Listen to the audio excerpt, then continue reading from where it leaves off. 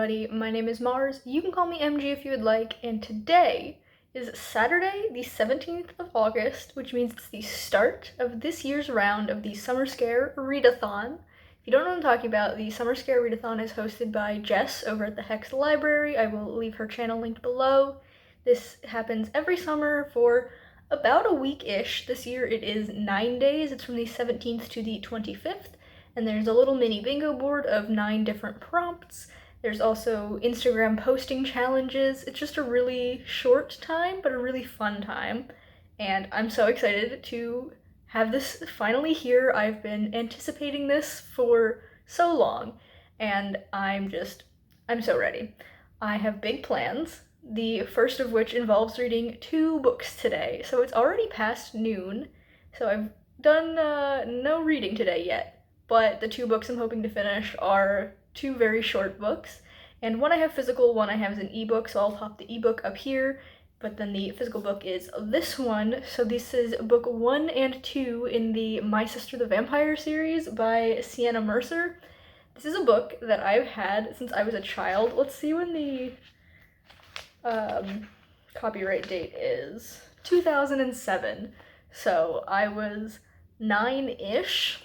Depending on when I bought it, but yeah, it has a very special place in my heart because I remember buying this at the Scholastic Book Fair with my allowance money. I bought it because the main characters are twins, and I don't think I've read this since I was like 9 years old when I bought it, so I don't know why I bought the second book and not the first one, but that's how it happened. So I'm going to read the first one to cover the prompt of middle grade, and then the second one to cover the prompt of vampire, because this is called My Sister the Vampire, and it follows, what are their names again? I don't even remember. Olivia is the human, and the back says Olivia is a vegetarian, and then her sister Ivy is a vampire, and they're twins. Like, that's what this top part says, and that's so funny. So I will be reading the first 2 books in the series, and I think it's like a very long series. I think there's like 10 or something books in it, but this is the only one that I own. Maybe one day I will collect the rest just as a cute little nostalgia moment on my shelf, but for now, just this one, and then the other one is an ebook, so I will read them, and it probably won't take me very long because this is 197 pages, and I think the first one is just as short. So those are my plans for today. I am going to be streaming with Jess later on because her kickoff sprints for the event are at 6 p.m. and I was like, hey, do you want to co-host? And she's like, you know what? Yeah, and sent me a link. So that's going to be fun. I am so excited. I've said that so many times, but like, I'm just so ready for this readathon. I've been waiting for so long. So those are my plans for today. I'm going to get on that and start reading and come back to you probably after I finish both books because they are so short, and then I'll just do a little wrap up of the 2 of them and then figure out what we're reading afterwards, because I do have books for each prompt. You can double up on this, but I decided to pick 9 books, 1 for each prompt, and I don't know what order I'm going to be reading them in, so I'm just going to start with these 2 and then figure out the rest later. So I will see you then. Okay, I know I said I'd update you when I finished both books, but I've just finished the first My Sister the Vampire book. It's called Switched, and it was very cute. It's following Ivy, who's a vampire, and Olivia, who's a human, and Olivia just moves into town, and her and Ivy figure out that they are twins who were switched not at birth. They were both adopted at 1 year old into separate families, and they switch places for various reasons, and it's really funny and cute, and I had a great time. But Everand has decided that because I read this book, it no longer will give me access to Bloom by Delilah Dawson. Delilah S. Dawson? I think there's a middle initial there, but I'm very mad. That was going to be my pick for horror/thriller, I think is where I put it, and I'm so anticipating that book. Like, you guys have no idea how much I want to read this book, but I have to find something else now. And Everand has already done this to me once this month. I read a book for a reading challenge, and because I read that book, it told me I can no longer access, what is it called? The Long Way to a Small Angry Planet, which was originally going to be on my TBR for this readathon, because it's a book club book for the month. I'm part of 2 different book clubs, and that was the choice for one of them. But I was like, okay, I guess I'll find something else to fit that prompt. I think the prompt I had chosen for that originally was scary word in the title, because I was saying angry is a scary word, which it's not really, but it didn't matter because I had to postpone that, and it's not going to give me access to that book or Bloom until my account renews, and it said the 29th, but now it's saying it's going to renew on the 30th, so I don't know when. I'm probably just barely going to get this reading book club whatever done by the end of the month. Not that matters for this vlog, but I'm still a little bit miffed about it. And now I have to find a different horror or thriller to read, which is fine. I have so many that I want to read, but like I don't know which ones Everand is going to give me access to, because the way it works is like they're premium titles, and I guess there's like a tier list, because like if you read one book, it might like knock out some of the premium titles for you to like not be available, so you give them more money. But if you read a different book, it might not make you wait longer for those other premium titles. I don't know. It doesn't tell you which ones are the premium titles. It's just so frustrating sometimes. But I will pick something else to read for that prompt, but that will be something I worry about later. I still have so many other books. Luckily, Bloom was the only other book on my TBR for this week that was on Everand, so nothing else is affected. I'm going to start the second My Babysitter's a Vampire. Babysitter? No. That's the name of a TV show that I liked a lot when I was in high school. My Sister the Vampire. I'm going to read book 2. It's called Fangtastic. And I'm going to read that during sprints with Jess, which are in about an hour. And I'm going to have a great time with it, I hope, I assume. I don't really know. I'm kind of rambling now just because I'm so mad at Everand for taking away this book. But yes, that is it for now. I will come back to you to give you my update on the second book when I read it.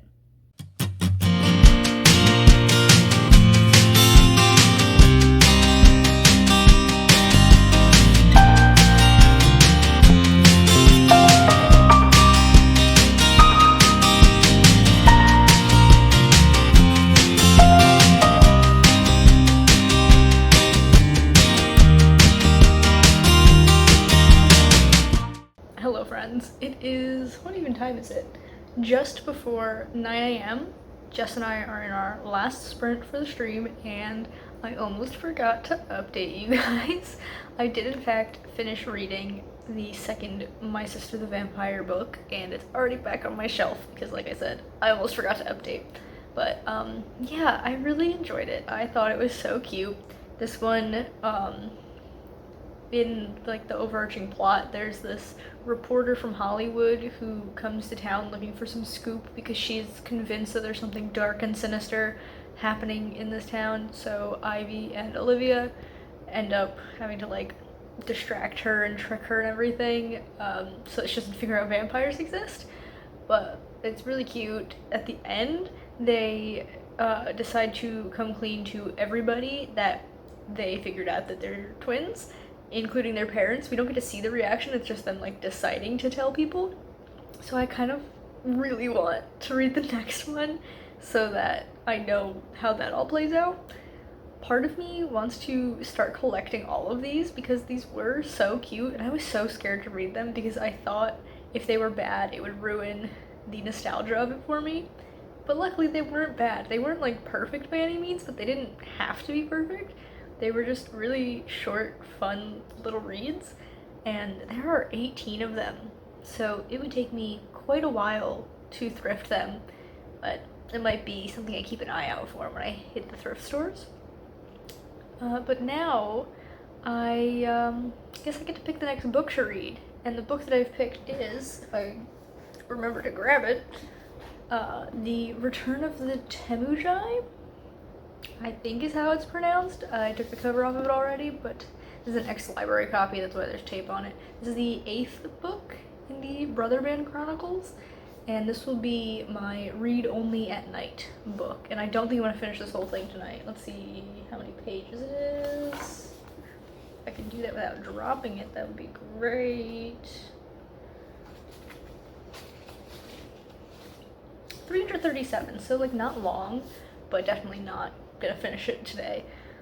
This is going to be the book that I read before bed for the next 2 or 3 nights, so that I do read it only at night. It is well past sundown, so I could crack this open now, but I'm gonna do like my bullet journal and stuff first, and then get ready for bed, and then start reading it. So I will probably not update you tonight because I'm going to be reading it up until I go to bed, unless there's something major that happens in this first chunk that I read.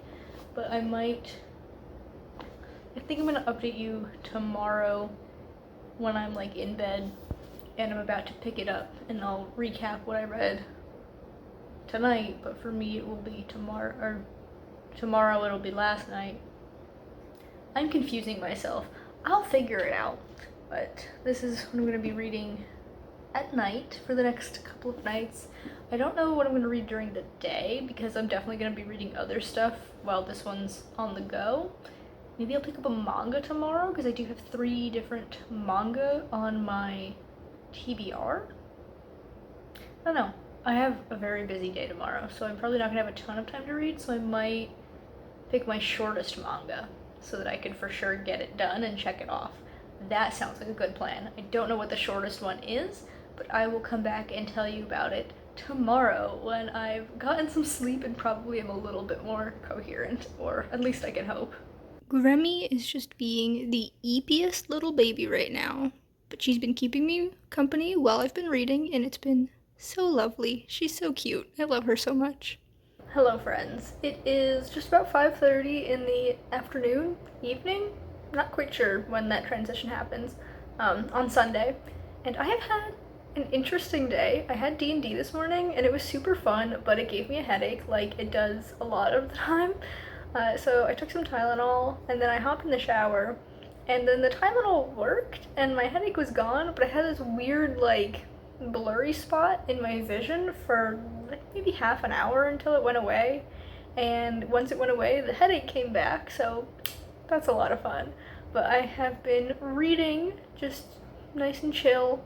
I picked up Smashed by Junji Ito. This is a short story collection, and I didn't love it, to be honest. This is the second story collection by Junji Ito that I've read. I read Shiver, I don't remember when, just sometime in the past, and I did enjoy that one. There were some stories in there that I didn't like, but most of them I enjoyed quite a bit. In this one, there's 13 stories, and I really only enjoyed 2 of them. I really liked Earthbound and Library Vision. The rest, I'm like kind of indifferent towards, except for a couple of them that I really didn't like at all. So kind of disappointing that I didn't enjoy more of this, but I guess when you have a short story collection, some are going to be hits and some are going to be misses, and that's just how this one turned out for me. I'm still going to check out more of his collections and some of his longer works at some point in the future, but this was to cover the prompt of diverse to me because Junji Ito's Japanese and I'm not, so that is diverse. And I kind of, whenever this prompt comes up in like this vague form, I tend to go for a manga because it's something easy that I really enjoy reading that is obviously diverse to me because I'm not Japanese. Obviously, if I'm doing a readathon and the prompt is like specific about the kind of diversity, I will fulfill it in a better way, but if the prompt is just read something diverse, yeah, I tend to just pick out manga. But that was that. I only read 25 pages of what is that book called? Return of the Temujai.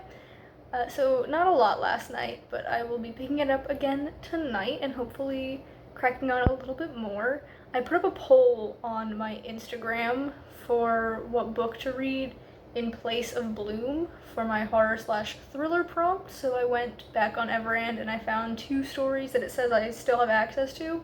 So I just put emojis for the poll, and not the names of the books, but the two options are Shadow over Innsmouth, which I would read as an ebook, or I think it's called Where Darkness Blooms? Potentially. It's an audiobook, about 10 hours, and I listen to audiobooks at 2 times speed, I tend to anyway, so it shouldn't be super long. Is that what it's called? I will put a correction on the screen if it's wrong, but it's about like a sunflower field that they water it with blood, and these women go missing, and their daughters have to like figure out the mystery. I don't know. It sounded good. That's why I had it saved on Everand. But one of those will win, and that's the book that I'll pick. And I'll update you when I do end the poll in maybe a few hours. Maybe I'll wait until the morning. I really don't know. Whenever I feel like picking up my next book. But for now, I think I want to go get something to eat and do something other than reading for a little while. Maybe I'll watch some YouTube and just chill. I haven't written yet today, but like I said, my head is still hurting, so I don't know if I will. Decisions. We'll see. Well, I guess I'll see. But I'm gonna do some other stuff and then do more reading eventually and come back to you when I have an update.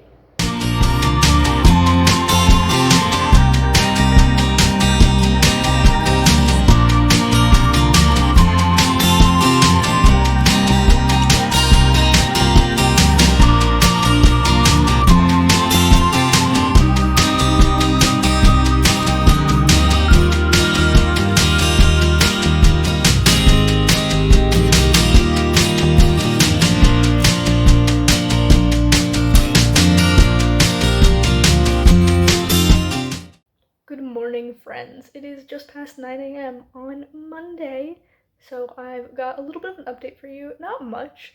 So I read more of Return of the Temujai last night. I only got up to page, I think, like 90, so I don't have much story to update you on because I'm like maybe a quarter of the way through, but I am making progress. I might have to pick up on that progress if I want to complete it anytime soon, but I'm confident I will be finishing it before the week ends / the readathon ends. I do have the winner of my Instagram poll.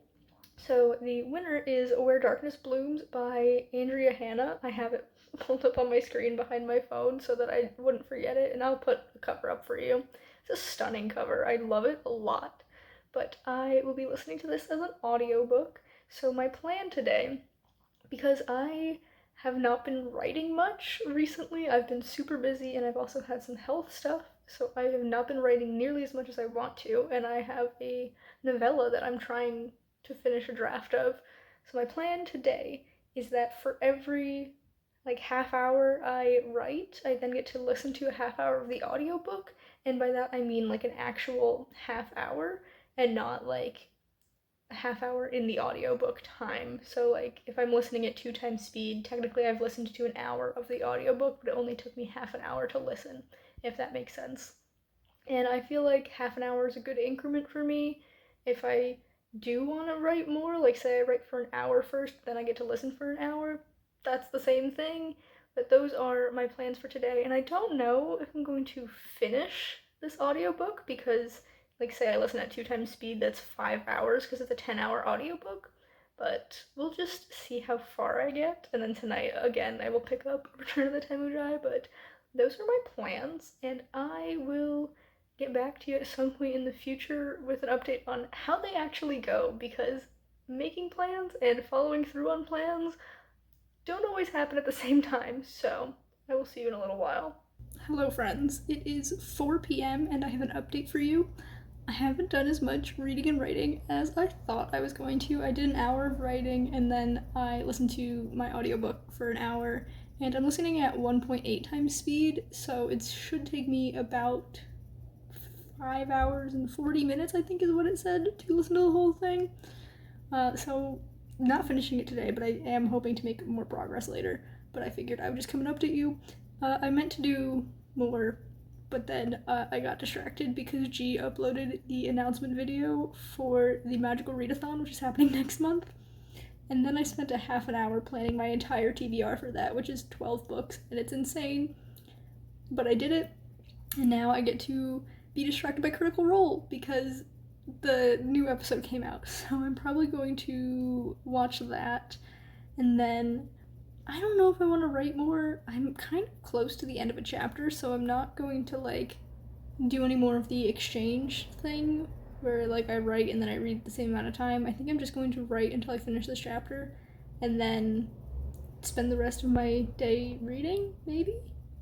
I really don't know what's going to go on, but yeah, the first, I think I've listened to 8 chapters of Where Darkness Blooms. Why are there so many big cars? I don't live on that busy of a street. I don't know why it gets so busy only when I film. But a very interesting premise so far. So we're in this town, I think the town is called Bishop, and there's this sunflower field that we get this like prologue of this guy coming here, and the sunflowers like whisper to him that they want blood, so he kills his wife accidentally. He only means to cut her arm, but then she like freaks out because he pulls a knife on her, and he ends up killing her, and then I think he kills his second wife too. That part was unclear, but giving blood to the sunflowers makes the town prosper, I think. And then we cut to present day where we have 4 protagonists. So how do I explain this? So in this town, women go missing all the time or like just die all the time. And 2 years before the events of the book, these 3 women went missing they were all best friends, and now their 4 daughters all live together. And even though it's been 2 years since they've gone missing, the town is now going to have a memorial for them, even though women go missing all the time. That part's a little bit fuzzy for me. I feel like I'm not retaining all of the information because I am listening to it as an audiobook, but I'm still enjoying it so far. But the 4 people we follow, I'm a little fuzzy on them because, like I said, it's a little bit confusing when I'm just listening to an audiobook. But we have Whitney, who is twins with Jude, and I don't really know much about Whitney, but Jude is kind of like separate from the group because she had a fling with this guy and she was like really into him, but then he immediately started dating one of the other girls whose name I can't remember. Delilah, that's her name. Delilah is the oldest, and she kind of just wants to move on with her life now that she's 18 and like move on with her boyfriend, but I don't think she knows that he and Jude were like hooking up before the 2 of them started dating. And so there's like that whole thing. And then we also have Beau, who is like always angry all the time, and we're getting hints that Beau was sexually assaulted and is dealing with the aftermath of that, and it all has to do, like everything so far has to do with this party that happened 2 years ago, which is the night before their moms all went missing. We do know about Whitney is that she was in love with this woman or other girl, I guess, because I keep forgetting they're teenagers. I really didn't expect this to be YA, but it is. I thought they were going to be all in their 20s, but they're like 17, 18. But Whitney and this girl Eleanor were kind of like a thing, and then at that party they finally like kissed or whatever, and then the next day Eleanor's body was found and she's dead, but Whitney goes to this weather vane that in the prologue we learn that the guy who founded this town and like killed his wives and stuff like jammed the weather vane in the middle of the ground, and Whitney goes there and can hear the whispering that guy heard asking for things, blood and other stuff, and she thinks it's Eleanor talking to her because that's where her body was found, I think. A whole lot of moving parts right now, but I'm very curious to see where it goes, so I might actually read now. The thing is I like to do things while I have an audiobook going, and I did the dishes and the laundry yesterday, so there's not really much, like at least not chores for me to do, and like I can't do other things because they occupy too much of my mind, and then I find I don't pay attention to the audiobook, so it's kind of a struggle, but I'm gonna make time to read more today, and then I might come back with another update tonight, if not tomorrow morning, definitely, because I'm so intrigued by this story and I can't wait to see where it goes. I know I'm in the same place that I was in my last update, but I promise you, time has passed. It is just about 10 p.m. and I'm about to hop in bed. Well, I am in bed. I'm about to go to sleep.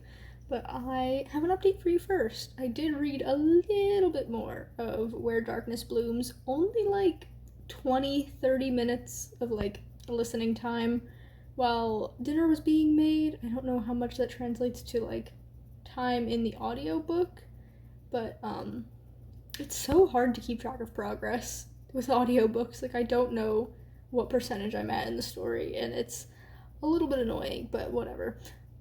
So I don't really have any updates on that story, but I have an update on flipping the book around. Doesn't matter because it doesn't have a dust jacket on the cover.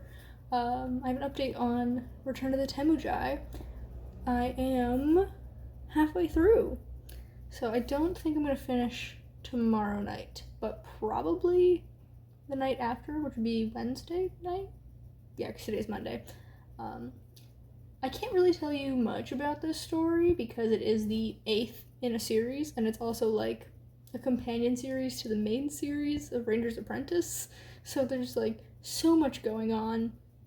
I would have to get into so much detail to get you guys to a point where you'd understand really what's going on, but the gist of this is our main characters are from Scandia, which is fantasy Scandinavia. They're basically Vikings, and this is called the Return of the Temujai because the Temujai are a group of nomadic people. Their culture is based around horses, and they're constantly trying to conquer other lands. And in book 4 of Ranger's Apprentice, the Battle for Scandia, they attack Scandia, well, specifically Hallowsholm, which is the capital of Scandia, through this thing called the Serpent's Pass, and they faced the largest defeat that they've ever known, the Temujai that is. So that was some amount of years earlier. I think it's like probably 20-ish at this point. I don't know. The Ranger's Apprentice world timeline is not the most cohesive, but I assume John Flanagan does his best. So now the Temujai are back, and they've just launched a like small, not like, it's not a full-scale attack, but it's definitely not like just a one-off kind of thing on Serpent's Pass, and they were quickly shown that they're still not going to get to Scandia that way. So now Hal, the main character, and his crew are kind of on a recon mission to make sure that there are no other places where the Temujai can sneak into Hallowsholm and take over.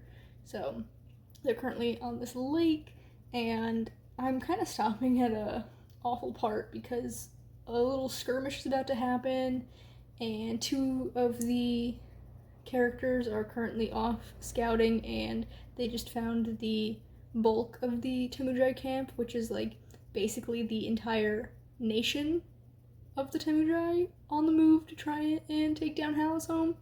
So things are happening, but I am tired, and I'm going to go to bed and pick this up tomorrow night.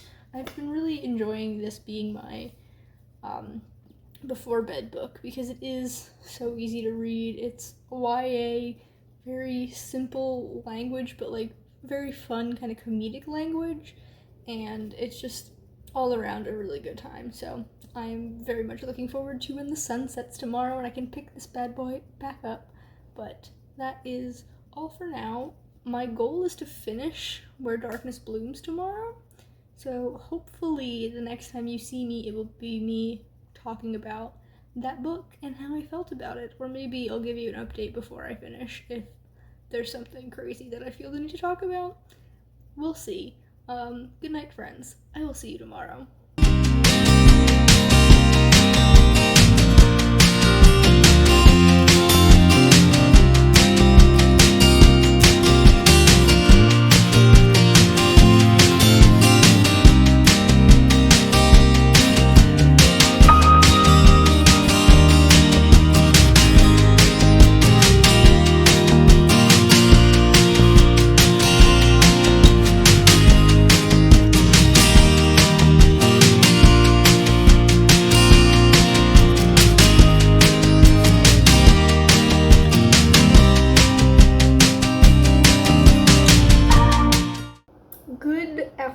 friends. I have spent the past 2-ish hours listening to my audiobook and coloring because I needed a task to do while I listened that wouldn't occupy too much of my consciousness because I needed to focus mostly on the words being spoken to me.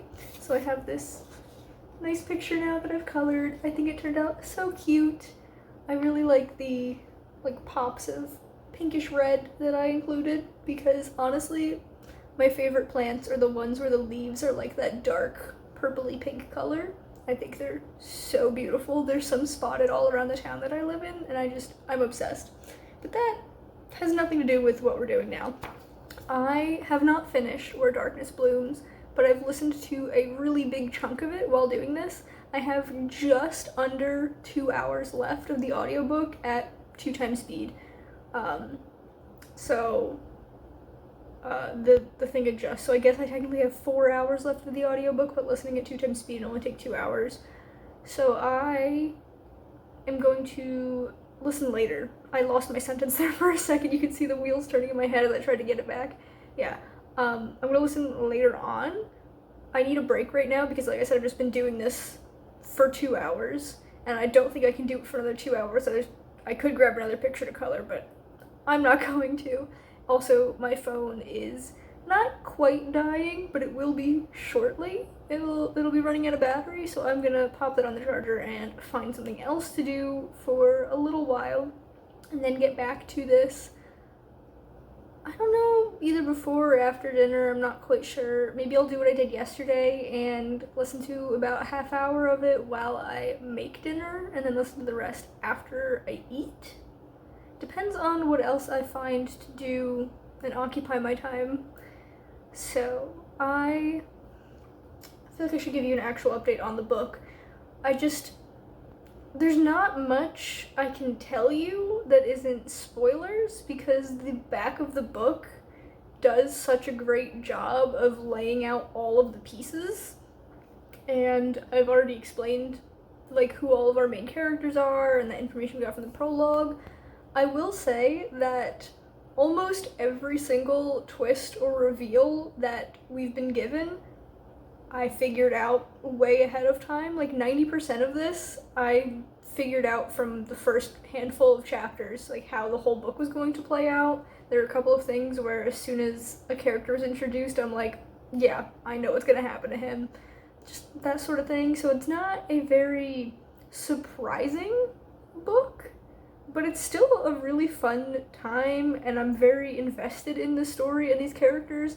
I do think there's a little bit too much romanticness to it, but it is a YA, and I feel like YA books tend to have a lot of romance involved, even if it's not central to the plot line. So I'm fine with that. It's just not my favorite thing. I would love to reread this physically, I think, because there have been times where there's been a specific description or a turn of phrase that has really been oh, I liked that a lot, but as it goes on, I can't really remember it. But if I had a physical copy, I would have it in front of me, and it's easier for me to remember that way. So, depending on how this all plays out, if I do really think it sticks the landing, I might add this to my list of books that I want to buy a physical copy of when I have the money. I am enjoying it that much, but like I said, still have, I guess, just Act 3 left. I feel like we've gotten through all of Act 2, and we're at that precipice, that push into the final big arc of it. So I am very excited to be listening to that later on, and I will come see you guys when I finish this. Okay, friends, I am back. It is just before 8 p.m., so I do have to go feed my cats in a second, but I thought I'd come here and give you a quick update because I've finished Where Darkness Blooms. I made my reading journal spread, and I'm kind of obsessed with it. Ignore this blank spot down here. Normally, I will go, in order of the books that I read, so this is where I should have put Where Darkness Blooms, but I wanted to like use my washi tape and these sunflower stickers that I had, and I have this like sunburst kind of sticker that I used to write the title and author, and also the slogan or like tagline, I guess you would call it, the flowers see everything. And I just really wanted to make a very decorative spread because I don't do that for a ton of books, but I really enjoyed this one, and so I wanted to do something special for it, so it gets a whole page. My final rating for this is an 8 out of 10. I did really, really enjoy it, but there were a few very glaring issues that I had as well. There was some stuff where I'm like, I just didn't like it at all. One of those things being the romance aspect, that I just could have done without most of that. Although it did add some interesting dynamics between different characters, so I'm not like super mad about it. I just feel like there was some stuff that just went a little too far. There was just like a couple of times where I like wished it went a little bit further with the ideas they were pushing, but overall I loved this book. I think I'm going to use it as a comp title for one of my own stories, so I have a story that I'm calling Salvation for short. That's only a fraction of the title, but the whole title is like 6 words long, I think. 5 words long. I just call it Salvation when I talk about it, and I really think this could be a strong comp title for it, which is fantastic. I didn't expect that going into it. So that's cool. It kind of makes me want to work on that a little bit more. I haven't touched it in a while, but maybe I will work on that this week at some point because this story is so fresh in my mind and it's given me ideas of what I want to do with my own book. It also reminded me of Delicious Monsters by Lizelle Sambury, which you can't see. Oh yes, you can. Right behind me, this book that's facing out. Ooh, where's my hand going? Yeah, it's hard to do with the camera and everything, but that book that's facing out right there is Delicious Monsters by Lizelle Sambury. Also, The Invocations by Crystal Sutherland, which is also on that shelf but not facing out. I don't know if you can see the pink spine near the end there. But if you liked either of those books, I would say give this one a shot because it has very similar like vibes and themes to it. I loved the narrators. There were 4 different narrators because we had 4 main characters, and I wrote them down so I wouldn't forget. They were Sarah Beth Pfeiffer, Emily Ellett, Lindsay Dorcas, and Roshanae Lumeno, I think is how they pronounced it when they were giving the credits at the end. So props to them. They were all so good. I would listen to more audiobooks by them. But yes, I think that's all I've got for you right now. So my plan for the rest of the evening is to go feed my cats, and then I don't have anything else going on, so I might just spend a couple of hours reading. The sun has set, so I can pick up Return of the Temujai. Again, I don't think I'm gonna finish it tonight, but maybe if I read for a couple of hours. So we'll have to see. I will come back to you if I finish it tonight, and if not, I probably won't leave a whole lot for myself to finish tomorrow. But whether or not I finish that today or tomorrow, my next read is going to be a manga because this was just a novel. And I think I'm gonna go with Wolf Children. I have 2 manga left on my list, Wolf Children and Summer Ghost, and Wolf Children is the one I'm less excited for. So since we've kind of hit the middle of the week, I just feel like I want to save the things I think I'm gonna enjoy more for the end of the week / the end of the vlog. I don't know why, but that's my thinking. So I will pick that up tomorrow. It's not very long, it's only 3 volumes. I think it's like 15 chapters, so I should fly through that. But I've rambled enough for now. My cats are probably gonna get ready to bust down my door, so I'm gonna go feed them, and I will see you possibly later on, definitely tomorrow though. Hello friends. I think that I look as tired as I feel, which is very tired because it's 10:15. Wow, the eyes under my bags, the bags under my eyes are so bad. Clearly, I'm frazzled because I'm so tired and ready to go to sleep, but I stayed up a little bit late so that I could finish reading Return of the Temujai.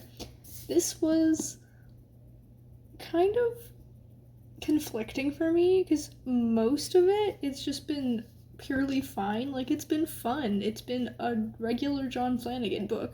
all of his books that I've read are so fantastic, except for Eric's Ransom, but we're not going to talk about that one. I just don't like that one. But it's just been a good time, like all of John Flanagan's books. But it also hasn't really been anything special. Like, it didn't give us anything new up until right at the end. The last, I'd say, 50 pages were so good and so emotional. And then the epilogue. So I will spoil it for you because it's not like a major thing. It's something you could probably guess would happen. So this is like Viking inspired fantasy. And so obviously the characters are all very like attached to their ships, and Hal, our main character, is especially attached to his ship because it's like his own design and everything. He's an inventor type and he's made so many improvements to his ship, and it's very one of a kind, and it's been with him and the crew for so many years. And in this adventure, she being the ship, because you use she to talk about ships, right? I don't know why that feels wrong to me right now, but I'm pretty sure that's like a thing. The ship, the Heron, is like damaged beyond repair. So the last little bit, the epilogue, is Hal talking to his first mate, and they're like taking all the usable parts they can off of the ship, and Hal's talking about how he's gonna build a new one, and he's already got like things in mind for improvements and stuff, but it's still so sad to see this one go. And Stieg, his first mate, which is really funny because, you know, friend Stieg, but now character Stieg. I think it's funny. That makes no sense out loud. Stieg, for people who don't know, is a friend of mine in the writer community here on YouTube. I didn't say all the words out loud in my head. Wow, I have to go to bed. Anyway, Stieg is like, so when are we starting? And Hal is like, we? And Stieg is like, yeah, obviously everyone is gonna pitch in. Duh. And he's like, what are you gonna name the new ship? And Hal's like, I don't know. And Steve's like, how about the Heron? Because he pulls the figurehead off of the old ship. And so they're just gonna name their ship after their old one, which is kind of funny to me for no reason other than the fact that I'm really tired. But that was this book. That means tomorrow I get to start off with a clean slate and no ongoing books, and I'm gonna read my manga and do other things throughout the day. I'm gonna go to bed now. Good night, friends. Hello, friends. It is 9:30 a.m. on Wednesday, and I'm here to give you an update because the one that I gave yesterday, watching it back, I was completely incoherent. So late last night, I did in fact finish Return of the Temujai, and I've put the dust jacket back on so you can see this crazy flaming horse picture. This is a scene that happens in the book, but it's still kind of wild that this is the cover that they chose. It was fun. I enjoyed the last 50-ish pages the most out of the book, but the rest of it was still pretty fun.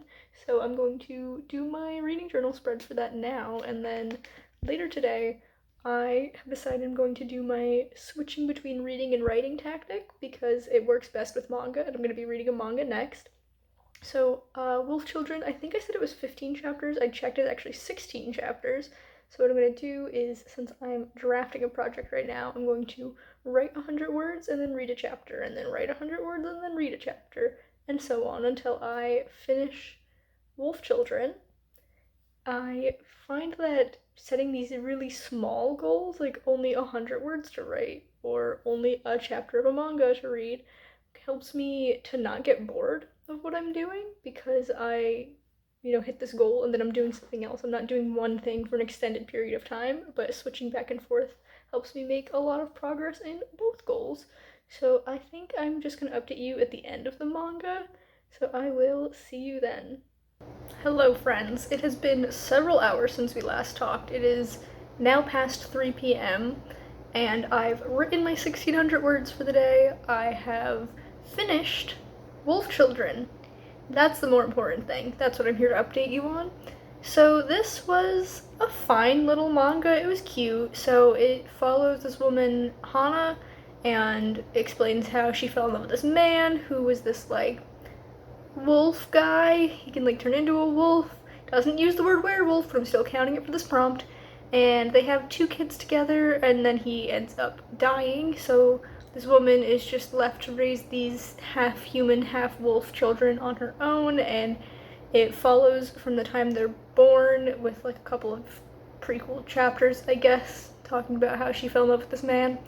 But like we see the kids being born, and then they grow up, and it ends around the time they're like 11 or 12, I would say. And it shows just the struggles that the 3 of them go through and the different paths that these 2 children take. And it was fine. It was really cute. I liked the 2nd volume more than I liked the 1st and the 3rd. I just felt like it had a little more substance to it. But overall, I liked it. The one issue I have is with the art style. So these 2 kids, they can like turn part of their body into a wolf thing, so they can give themselves wolf ears, or they can turn their hands into paws and claws, or they can turn fully into a wolf. Except when they turn into a wolf, they still have like very human faces. It's just like the nose that really changes, and their like mouth part gets a little bit longer, but they still look way more human in the face than wolf when they're supposed to be in this full wolf form. And it's very eerie. I did not like that at all. At the end, it shows the one kid, he turns into a full wolf, and he does have like an actual wolf muzzle and everything. So I guess it's just because they're like kids and they're still in this in-between state and whatever. I don't know, but I didn't like that whenever they turned into the wolves with the weird human faces. But other than that, I don't really have any complaints. So that is the werewolf prompt ticked off. The next one I'm going to do is my under 200 pages. I was thinking about reading the novel that I have slotted for Out of Comfort Zone, but I'm not ready. I am not ready for that. This will probably be the last one that I read for this vlog, because I'm going to keep putting it off. But for under 200 pages, I have put Young Goodman Brown and Other Short Stories by Nathaniel Hawthorne. So there are, I think, 7 in here. Yeah, 7 short stories, and I've never read any of them. I don't think I've ever read anything by Nathaniel Hawthorne in general, which is weird, because I feel like he's an author that a lot of kids study in school, but I never did. The one story I'm very excited for is Rappaccini's Daughter, which is about a man who has this garden full of poisonous plants, and he ends up turning his daughter poisonous by having her tend to the plants from a very young age. And I'm excited to read that because I have been reading the Adventures of the Athena Club series, I think is what it's called, by Theodora Goss. It might just be called the Athena Club series, but it follows the daughters of like scientists from Gothic literature. So we have Dr. Jekyll and Mr. Hyde, we have Frankenstein's daughter, although it's really not, it's just like a second Frankenstein's creature, but she considers herself to be his daughter. Dr. Moreau, all that good stuff. But one of the main characters is Rappaccini's daughter, and I didn't know that that was a Nathaniel Hawthorne story. I'd never heard of it before, but then I picked this up and looked at the thing, and I was like, oh, Rappaccini's Daughter, that's a story that I've now heard about and I know exists, so that'll be fun to read that. And then the others, though, I know nothing about, so I'm excited. I think this will be a very quick read. It's just over 100 pages, so that is the next thing I'm picking up, and I will start it today. Don't think I'll finish it today, though, so I will see you at some point with my thoughts on things. Gremlin has tucked herself into the blankets, and she is so cute. I'm going to cry.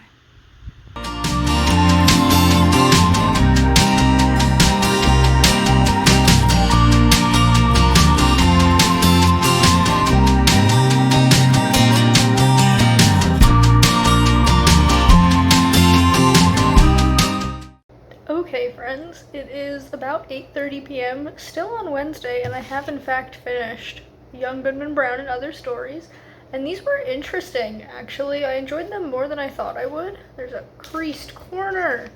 Can't have that.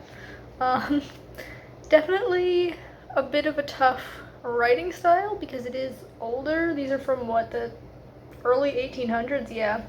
But I did enjoy them. I would be interested in reading more Nathaniel Hawthorne, which didn't expect that going into this. Not sure what my favorite one would be. Maybe I did like The Birthmark. Rappaccini's Daughter was also good, the one that I was looking forward to, but yeah, this was a surprisingly really good. So that is my under 200 pages prompt done. Excuse me, whoa, that tickle in my throat. I guess that means I only have 2 more prompts to fulfill. Wild. The next one I'm going to fulfill, because I'm still not doing my out of comfort zone, is going to be the scary word and title prompt. And for that, I have another manga. It's the last manga of the vlog, but it is called Summer Ghost, and it is 15 chapters across 2 volumes. I did double check this time, so those are the correct numbers. And it's about 3 high school students who all have different reasons for wanting to find this summer ghost. I don't really know the implications of that, but I'm curious to see where it goes. So I will be picking that up tomorrow. I think I'm gonna do the same thing that I did today, where I write and then read and then write and then read back and forth. It worked quite well for me today, so I don't see why it wouldn't work tomorrow as well. So that is where I'm at right now. I am very tired. It's been kind of an emotionally exhausting day for me. So I think I'm just going to set up my reading journal spread for short story collection and then watch some YouTube and vibe for the rest of the night. So I will catch you guys tomorrow. Hello friends, it is 1:15 in the afternoon on Thursday and I've just finished reading Summer Ghost and that was so sad. That was so freaking sad. I wasn't expecting it to be like that. Oh my gosh. I genuinely feel like I might cry. Oh man, it was really good though. It was really cute and just really sad and so unexpected. I genuinely didn't go into this knowing what was going to happen because the only plot summary that I saw was these 3 students who don't know each other get together to go try and summon this ghost that only appears in the summer, and then they each have their own reason for wanting to do so. What is it? Sad reasons, that's what.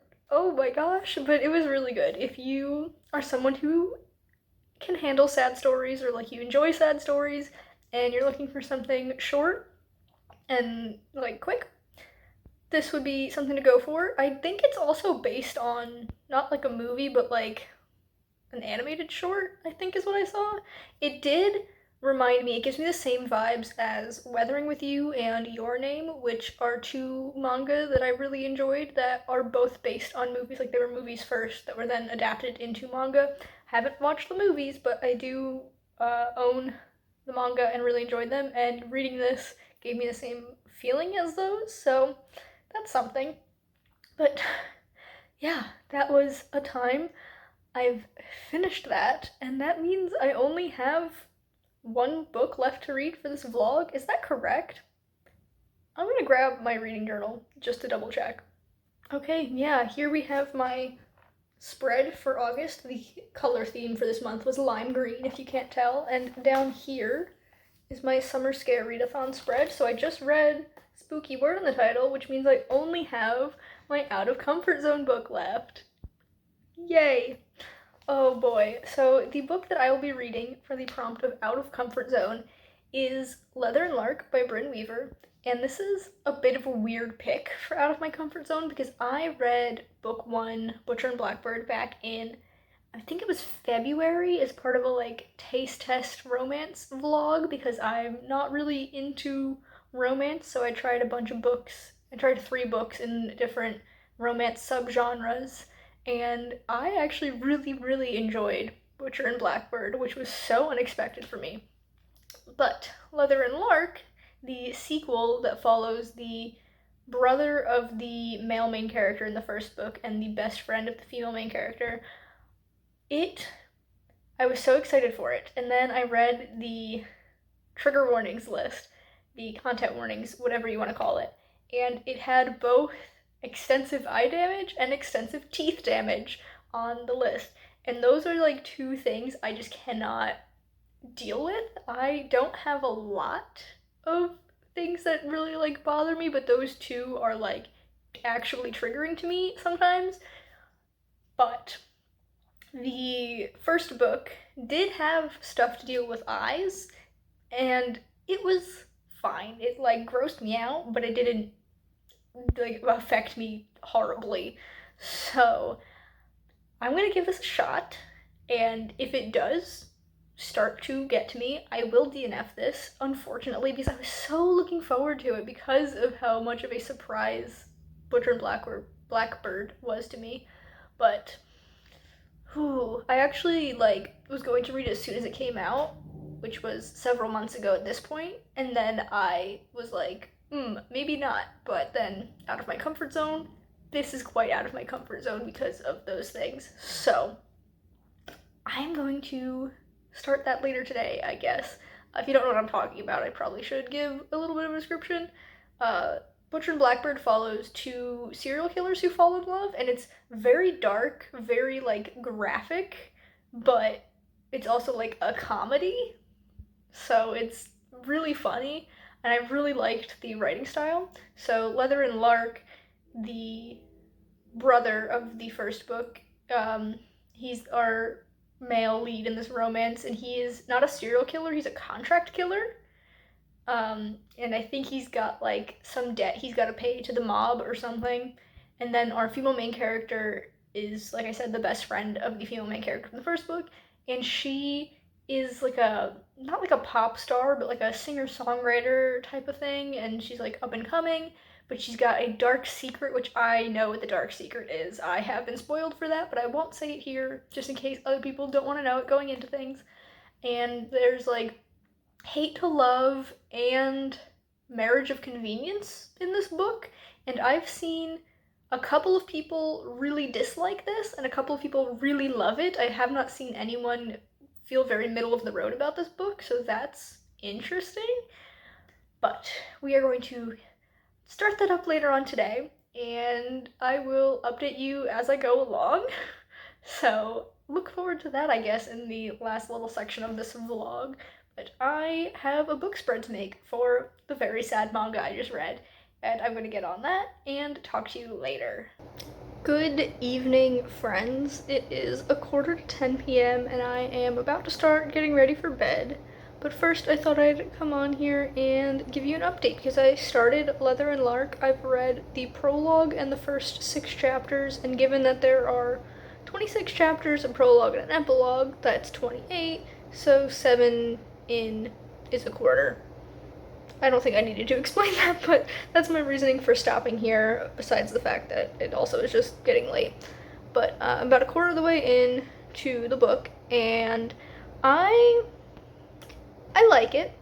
It doesn't have the same charm that Butcher and Blackbird had for me. So it's kind of a weird timeline situation. So Butcher and Blackbird, we have the event where Sloane and Rowan, the two main characters, meet, and then the bulk of the novel happens 4 years after that.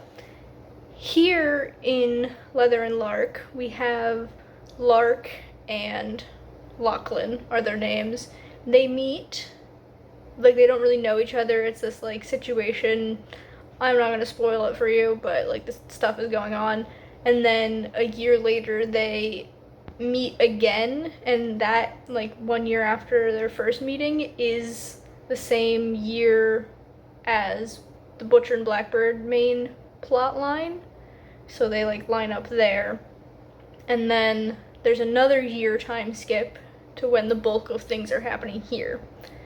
So, oh, that thing that I thought was a spoiler about Lark isn't apparently a spoiler, but it's not in the blurb for this book, and I don't remember it being mentioned at all in Butcher and Blackbird, but it's on the like part of the trigger warning list like mentions it, and then literally the first part of the book, that prologue. Did I say I read the epilogue before instead of prologue? Prologue is the one that comes first.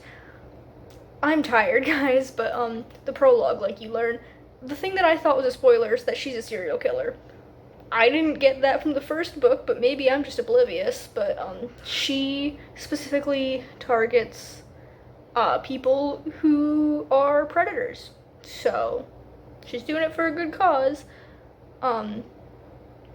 So we have the prologue that honestly I feel like could just be cut completely. Like, it's a fun scene, but it genuinely isn't doing anything, because then we get to chapter 1. So the prologue is her killing her, I guess at that point, ex-boyfriend, because she thought that he was cheating on her, and he was, but in her snooping to figure out if he was, she also finds out that he is a predator, and so she's like, I'm gonna kill this guy. So that's the prologue, but then the opening of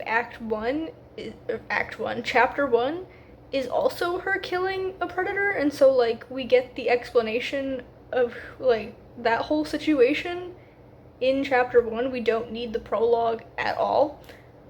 I don't know why I'm going into so much detail explaining this, but whatever.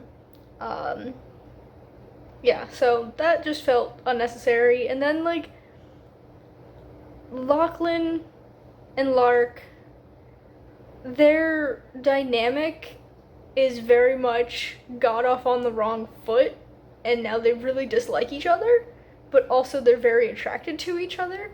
And I've just gotten to the part where the marriage of convenience comes in, because when they first meet and, like, they don't know it's each other, that whole situation kind of messes up Lachlan's contract killer situation, and now he's stuck in this job that he does not want. He wanted to retire at this point, but he kind of messed up things for his boss, and he blames Lark for it, but it's kind of his fault. But then 2 years later, because we had the 2 1-year time skips, Lark's, like, her parents' associates are getting killed one by one, and they suspect a bunch of people, and Lachlan is one of the people they suspect, because they're like, oh, what if he blames us for his boss losing our contract or whatever, and now he's getting his revenge. But this whole thing is going on, and Lark is like, well, Lark actually doesn't have this idea, her aunt does, so it feels kind of weird. I would have liked it better if she's the one who had the idea for the marriage of convenience in order to protect him and also his brother, who is now her best friend's husband. She doesn't want her family to kill them, so she's like, hey, we gotta get married, because then my parents won't have you killed. We also, though, interestingly enough, get a third POV in this book.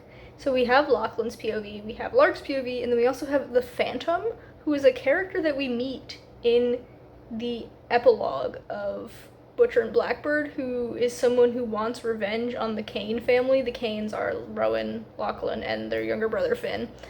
So that's interesting. We had a chapter from his POV. I don't know where that's going, but I am intrigued, definitely. I'm enjoying it so far. We did have a teeth moment that made me supremely uncomfortable, but it wasn't the worst thing, so that's fine. Yeah, so I'm intrigued to see where this goes. I'm just not giggling, kicking my feet, obsessed with it the way I was with Butcher and Blackbird, so I'm gonna pick this back up tomorrow and hopefully read a good chunk of it. First I gotta sleep, because, I mean, I've been babbling for more than 6 minutes now, and I really didn't need to talk for that long, but it is what it is. I'm gonna head to bed, and I will see you after I've made more progress tomorrow. Hi friends, I'm back. It is about 2 in the afternoon on, is it already Friday? Wow, crazy. Yeah, so I'm now halfway through Leather and Lark, and it's still interesting, but not anything special to me. I don't know, man. It just doesn't click the way the first one did. Some important things have been figured out, so no one really knows that Lark is a serial killer. That's something she's been keeping to herself. But now Lachlan knows because he's been doing some snooping, but like Sloane and Rowan don't even know that she's been doing this. And Lachlan knows that she's killed a bunch of men, but he doesn't know why. So that's going to be a whole big reveal at some point. And I feel like not a lot has actually happened so far in this first half of the book. It's just been a lot of talking and a lot of like moping. Like, we haven't even had any like relationship stuff, which in the first book, I don't remember when they like first get together, but I feel like it was earlier on than this. And I don't know if I'm like upset that we don't really have that stuff going on, but it just feels a little bit empty, I guess is how I would say. We haven't had any more POV chapters from the Phantom. We just had that one in the first like section of the book, which is weird. I want to know what's going on with that. But we have had Lachlan be introduced to Lark's family, and Lark has been introduced to Lachlan's boss. And there's a negotiation happening where like she's gonna hire this company to like take out hits on people, I guess, a certain number of times a year, and in exchange, Lachlan finally gets to retire, and they also get access to this company's like research facility, so it's beneficial for both of them. And so they've just started this like research into who might be killing Lark's family's like associates and stuff. Like, and we're halfway through. I feel like that should have started earlier, but I don't know. I just it's just not it for me. It's a fine book, but I think I'm just comparing it too much to the first one. If I hadn't read the first one, I'm not sure how I would feel about this one. If I would like it more than I am, or maybe not. Maybe I wouldn't like it at all. I really don't know. We did have another weird teeth moment, and I didn't like it, but it was less uncomfortable than the first one. This time it was just weird, so at least there's that. Um, Definitely not comfy for me. But I am going to go get some other stuff done, and then I guess I'll continue reading later on. Let me get my sentence out. Since I updated you at the 25% mark and now the 50% mark, I guess I'll see you at the 75% mark just to keep up with it. Why not? I'll see you guys then. Hello, friends. I don't remember what time it was when I last talked to you, but it is now 5:45. I know I said that I was going to update you at the 75% mark of Leather and Lark. Didn't do that. I just finished the book. My bad. Yeah, this second half definitely picked up where the first half was lacking. The first half just felt like nothing. Like, it just didn't feel like there was a lot going on. Like I said, there was no like tension to it. We definitely get the tension in the second half in both the romance aspect and the like plot aspect. I still think it could have been stronger in the second half, but it definitely was better in the first half. Yeah, I will have to go back and look up what I gave. What is the first one? Butcher and Blackbird? Because I'm gonna give this 1 star less than that because it wasn't as good, but it was still fun. So I either gave it an 8 or a 9. So Leather and Lark is either going to get a 7 or an 8, depending. Maybe I will just give it a 7, even if I gave Butcher and Blackbird a 9. Maybe. I feel like 7 feels correct. We'll go with that. I'll give it a 7 out of 10. We only had one more chapter from the point of view of the Phantom. I feel like only having 2 in there feels kind of lame. Like, why have that at all? It feels very underutilized as a point of view. We also get the epilogue from Rose's point of view. Rose is the female love interest for the 3rd book that's coming out, I want to say February next year? It's early next year, I know. I think it's February, but I'm not positive on that. So yeah, she's the female love interest, and the male love interest in that book is Finn, who is the youngest of the three brothers. So that's fun. Um, she's not doing too hot at the end of this book, so there's a bit of a cliffhanger there. Um, yeah, I'm definitely excited for that one, but not super sure where it's gonna go because it's definitely branching out from this setup that we've got so far. So in book one, both of the members of the couple are serial killers who kill other serial killers. Book two, we have Lachlan, who is a contract killer, and Lark, who is a serial killer, but she only kills men of a certain type. Then the third book, Finn is a doctor, but he does have like ties to some underground stuff. Like he knows what his brothers are up to and he helps them out under the table when they need it. And then Rose is a trick motorcycle rider for like a traveling circus, which is really interesting. We still don't know how the two of them meet. We do know some of Finn's past. We get that in this book. And we know that there's an interesting dynamic between the two of them. So I'm curious as to how that's gonna go.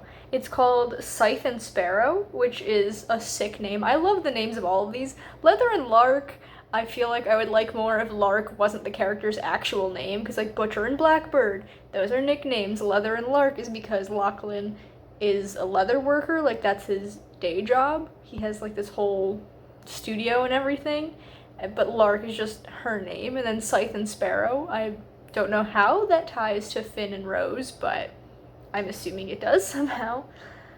Yeah, overall, I'm satisfied with this, and I feel like that's the theme for this whole readathon has just been, I've been satisfied with this. I liked a lot of what I read, but I feel like there wasn't anything that I definitely absolutely 100% loved. There was definitely stuff that I liked more than I liked some other stuff, but nothing was 10 out of 10 knocked it out of the park for me. But that's okay. Not everything has to be. Sometimes things are just good, and that's okay. But now we've come to the end of this vlog because I've read everything that I set out to read. I hit all of the prompts. Wild. Yeah, 2 days early too, because this readathon doesn't end until the 25th, and today's the 23rd, so go me, overachieving there. I guess I'll have to figure out what I need to read next, because I didn't think I'd have to come up with more books to read until after the 25th, but whoops. Anyways, we have come to the end of this vlog. If you've enjoyed it, be sure to give it a big thumbs up. You can subscribe to my channel for more content, and that way I'll see you guys in the next one. Bye, everyone.